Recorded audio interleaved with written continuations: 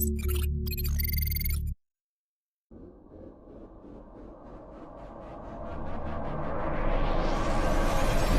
up, everybody? Triple B. This is Texas. This is desert scenario number 2. In this scenario, scenario 1, you make it from your work to your home. You've made it there safely. You have all of your family there with you. For the sake of conversation, it's still during a massive heat wave for your area of the desert, wherever that is. It's 100 plus degrees during the day, and you have made it home. Now, your next option is, do you stay home or do you leave? Everybody wants to always call it bugging in or bugging out. Pick your terminology, I don't care. My question is, what do you want to do? Since your home is where all of your stuff is, and probably where everyone's most comfortable and familiar, do you stay there or do you leave immediately on foot somewhere else that you have planned? Only you can answer that.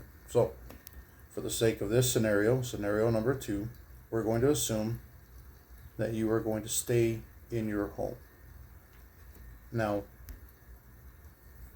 every time we talk about these situations, there are always a lot of what ifs and a lot of factors that aren't necessarily put in the video. Your scenario is just a generalized scenario. It's not anything very specific or tuned to you, because I don't know who you are and I don't know where you live. These are simple outlines in order for you to make you better. I have another set of questions, which are not in any particular order. Water is a priority. I understand that's not a question. Water is a priority. Okay? Do you have enough water to survive in your home for long term? Let's just assume for this part of the conversation that it needs to be a minimum of 3 months. You have a local source that you can tap into. Remember, during an EMP, you lose electricity, which means you lose water. City utilities will be screwed because they run the pumps off of electricity. Assuming they do not have a backup system for such an event, you have no water pressure, which means you have no water. Assume that you find a lake, river, stream, whatever, and you're able to capture this water in a container, let's say 5-gallon buckets or whatever. How do you plan on getting that from that area to your home? Now, water is a very big subject, and it's a very touchy subject because you need water to live. So how do you plan on carrying it from that source to your home?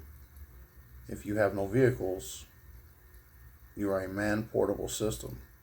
So you're looking at either backpacks, you're looking at the old school long stick across your back with 2 5-gallons, 1 on each side, or 2 on each side if you're in very good shape. This doesn't even take into account the amount of people who will be using water sources like predators do in the wild. All the lions and tigers and hyenas and all these animals, they will always look at a water source and say, this is where the food is. Everything needs to drink water. So this is where the life of the party is. And I'm hungry, right? People should be looked at no different. There will always be an outlier of people, a group of people out there looking to capitalize on any given disaster or crisis or situation. And they are not only our politicians, okay? Assuming that everything works out perfectly and you find a water source, then you don't have to worry about moving it, and you don't have to worry about any security issues.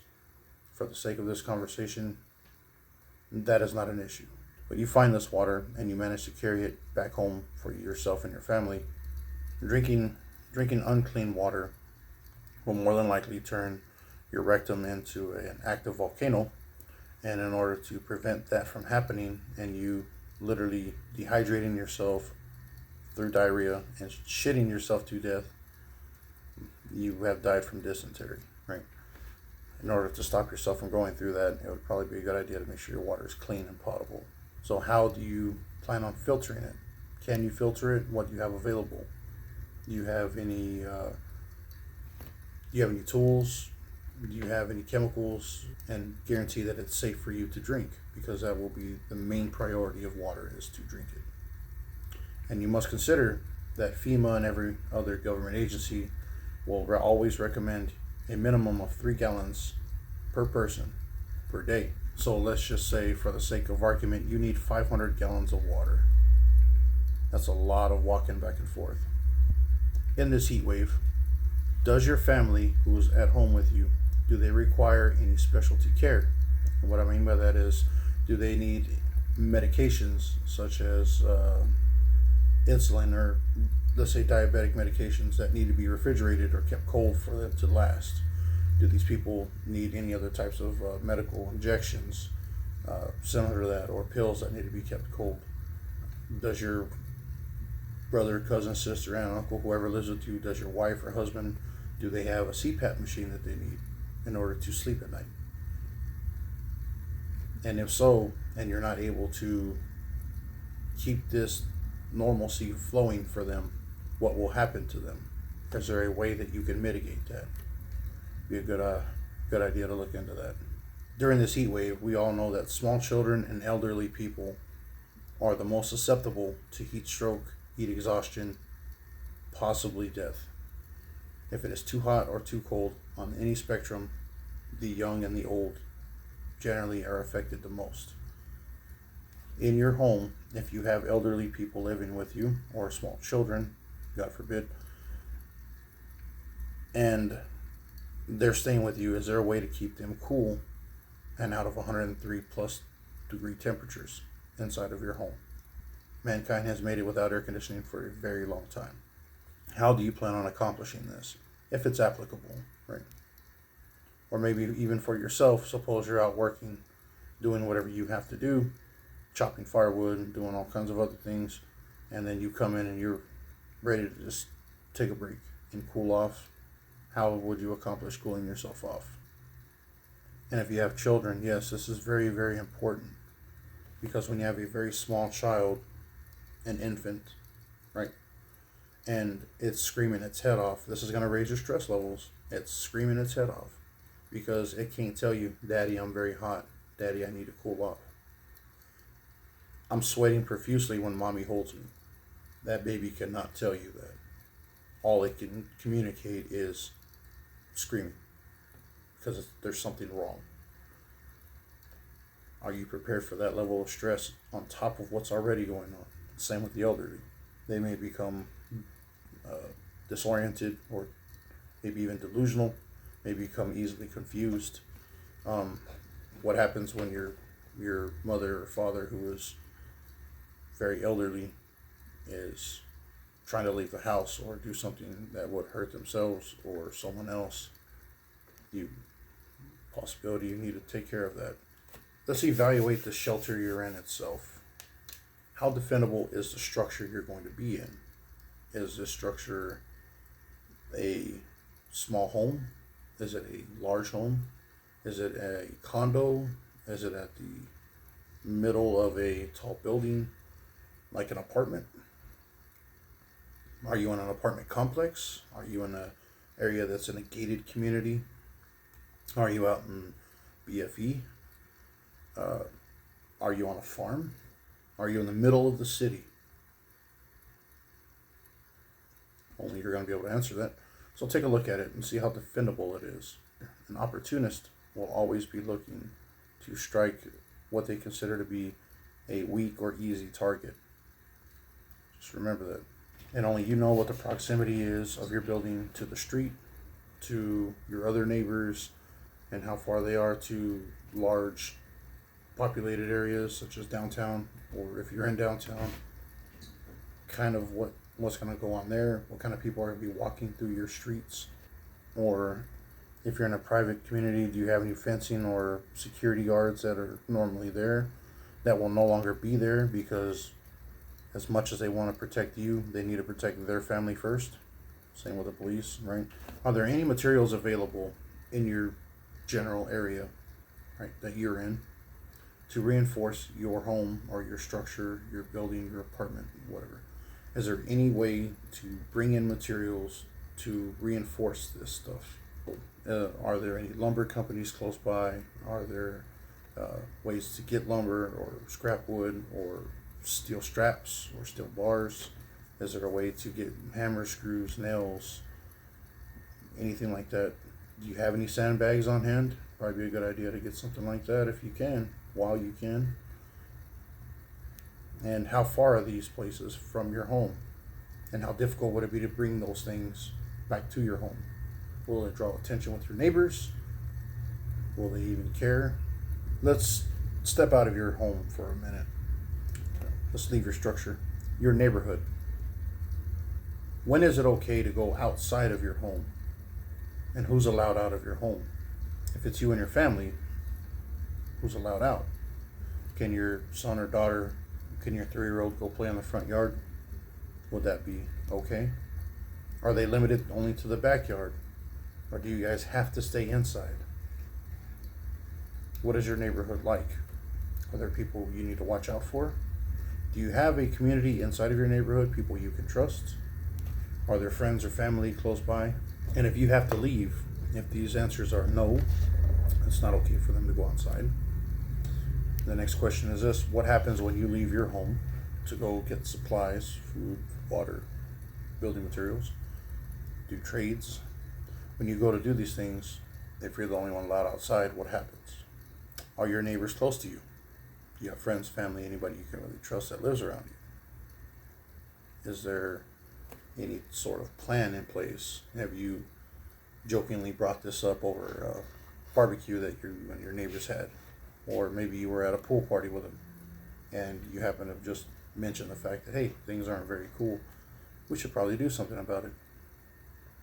If you have not brought any of this stuff up, obviously now is going to be a very pertinent time to do so. Let's suppose you and your neighbors do come together, because people generally do come together in crisis. Now, I say that generally because small communities generally come together. Larger communities, maybe not so much. And there are always opportunists in every community, so do not misunderstand what I'm trying to say. For the sake of this conversation, you and your neighborhood are full of decent people. Is there a way that you can block off your neighborhood by laying down lumber, trees, running chains across the road to help mitigate anybody trying to run or drive through here? Do you guys plan on putting a patrol or maybe a few guys standing on the end of the blocks as watch?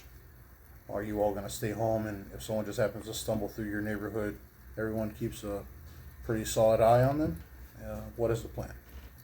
How is everybody going to continue to know what's going on and have situational awareness in your area and prevent other people from coming in? Do you have a generator? And if so, what kind of generator is it? For the sake of this conversation, do you have a solar generator? Do you have the panels to run it? Do you have extra wiring?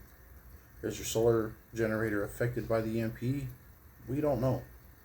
Let's assume in this conversation that it is not. But you didn't buy one. So all you have is a gas generator, or maybe one that runs off of liquid propane, or the very rare ones that run off of diesel. How would your neighbors feel if you decided to run this?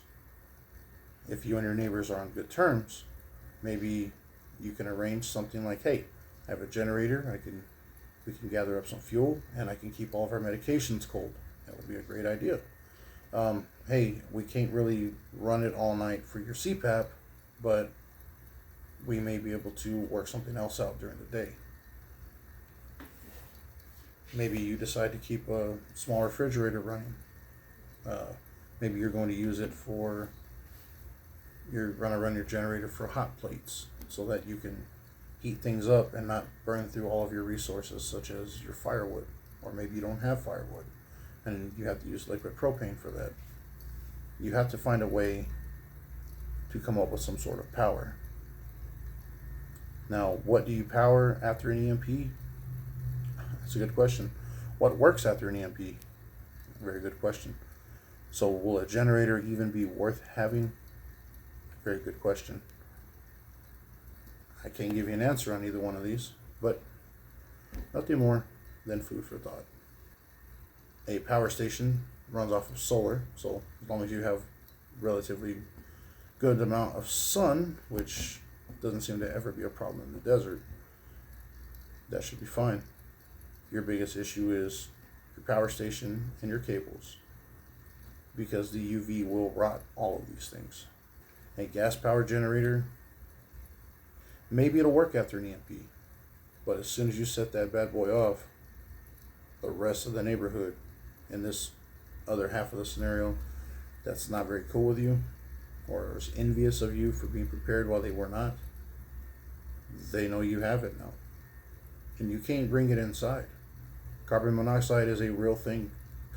Check out what happened to a lot of very desperate people. Unfortunately, a lot of them lost their lives by bringing in, during the winter, power outage that we had here in Texas, oddly enough. They lost their lives by bringing in generators into their garages. Carbon monoxide wiped them out. They went to sleep and never woke up. A question regarding food. Since refrigeration will be gone, and we assume that you do not have a solar generator that works, or maybe you don't have one at all. If refrigeration is gone, let's say it's just off the table in this question, what do you do with the food? The food can remain cold in your refrigerator for 2 to 3 days if you have a pretty good sized unit. Pause. If you have a pretty good sized unit, and the freezer generally holds up for about 5 days to a week with the door closed and not opening and closing this thing throughout the day, only getting what you need and then keeping it closed. If all of this food that is not stable, that has to be refrigerated, you have roughly 3 to 5 days to eat all of this stuff. And then after the 5 days, you have the possibility of having a Taco Bell incident. So figure out what it is that you want to risk yourself on after 3 days. But there's a lot of food out there all over the world that doesn't require refrigeration. These are shelf-stable foods, usually dry foods. Do you have any in your home? Do you have any stored away? You can make pancakes because you have pancake mix that is shelf-stable. You can make your own dough and tortillas with a few ingredients that are relatively shelf-stable. Salt, water, flour, that kind of thing. So you can still make food. But the question is, do you have any on hand? And if you don't, maybe you should. And if you do, how much? Will it be enough to last you 30 days? Will it be enough to last you 90 days? If you have shelf-stable food and you decide you're going to cook it, how do you cook it without electricity? If you start a fire and you're cooking it outside, your neighbors will know that you're making something. If you are cool with your neighbors, this may or may not be an issue. They have food or don't have food. You get into a tightrope balancing act here, because they're going to ask you, can I have some food? Do you share it or do you turn them away? If you turn them away, does that dissuade everyone else in the neighborhood from being friendly with you? Have you locked yourself out and shut doors with relatively good people? Or do you give it away and they're eating your food while concealing their stockpile of food at home and not telling you? This is why you need to know your neighbors. Here's a bonus question, like I gave in the other one. And this is the one that I don't really want to touch on very much, because this is where all of the mall ninjas come out, and this is where all the Rambos come out, and all the super special Meal Team 6 operators. And it gets pretty old pretty fast talking about the same stuff. But for this bonus question, I have to ask it. How do you plan on defending yourself during this event? Okay. You can answer that. The most obvious answer is probably a firearm. Cool. So you're going to defend yourself with a firearm. What kind of firearm is it? What is it capable of? What are its limitations? The biggest limitations generally are maintenance, magazine, and ammunition. So if you don't maintain your weapon and you don't have food for your weapon and you don't have a way to load that food into your weapon, it's not a very good weapon, right? So, and if you guys decide you're going to do the closer range machete, katana, special forces, super secret squirrel stuff, like with a combat knife, that may be a thing, whatever it is you decide to do. And I feel like archers really get left out on this stuff. People that have crossbows or are avid hunters, bow hunters, these guys have, generally speaking, have pretty decent skill. Just remember this, that once you send that arrow, you may not get it back. You can't guarantee that you can retrieve it, right? So if there's a way to make more of them, that'd be great. With your ammunition, they're not just handing it out at the local 7-Eleven, right? So you have to make sure you have enough ammunition. How much do you have? Is it enough? What do you consider to be enough? Do you have enough magazines? How many are enough magazines? What capacity are they? If you're running a 1911 and you have 3 magazines, I'm like, that's 24 rounds. That's cool. Is that enough? Is that sufficient? Maybe for you is perfect. Maybe you just need a revolver and you don't need to worry about this other stuff. Cool. Only you can answer that question. But you gotta ask this. You gotta ask this to yourself though. All the high speed, low drag, super like ninja shit. That's all fine and good, but you have to sleep eventually. When do you go to sleep? At night? When people are ready to break in? Do you sleep during the day when you should be out working? Do you try to split it and you sleep half the night while someone else in your home is awake, such as your wife or your kids? Do you take first shift or second shift? Do you try to sleep during the day and put the labor and harder work on them so that you can be up at night? Are there friends that you have that you can bring over, or your community that you can rely on and take shifts? Do you have that structure? And when you're doing all this, because you are defending something, you have to have communication. Shoot, move, communicate, right? You have to have your communication. Who has what and what works? Is there a signal that you have for, we need everybody out here?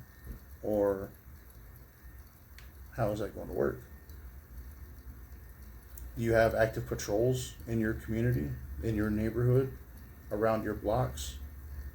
Are you friends with other communities, other neighborhoods around you where everyone's watching out for each other? Or are there groups of cutthroats just around the corner that you have to constantly keep an eye on?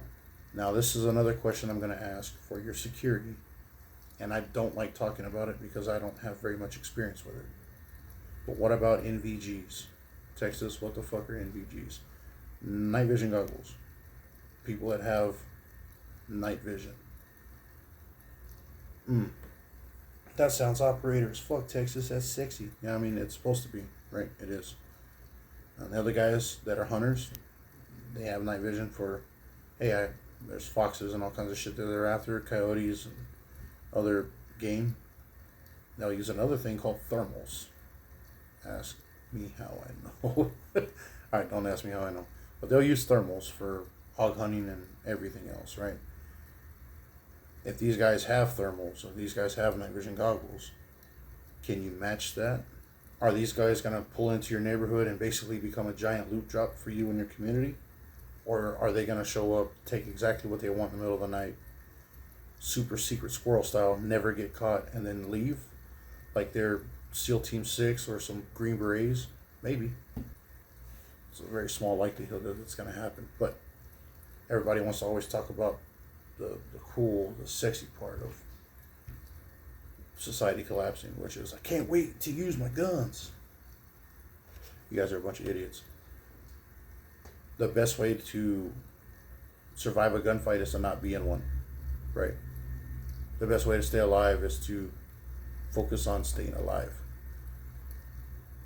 Last time I checked, unless you were fucking Andrew Jackson, who was,